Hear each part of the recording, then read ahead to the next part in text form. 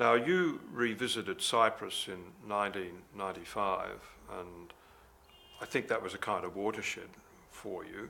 Can you tell me a little bit about the significance of that return visit to Cyprus? Yeah, I went back to Cyprus in '74, and that was interesting because I realised that, I loved the place, and I just settled straight back into it, and I felt quite comfortable with the language and so forth, even though I'd never really spoken Greek here.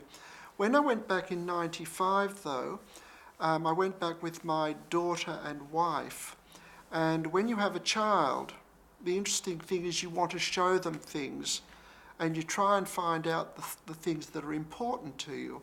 And my daughter was really enthused about Cyprus, and she was quite impressed by the fact that I had come from a place that had this amazing history. And when you see things through a child's eyes, I think it's kind of different. And I'm very enthusiastic about Cyprus. Ever since, I think it's a wonderful place. It has a superb history.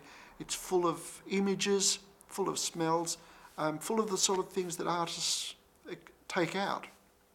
But you came back with some images, though, didn't you? You came back with some sort of visual stimulus. Oh, yes, yes. I think firstly the colours.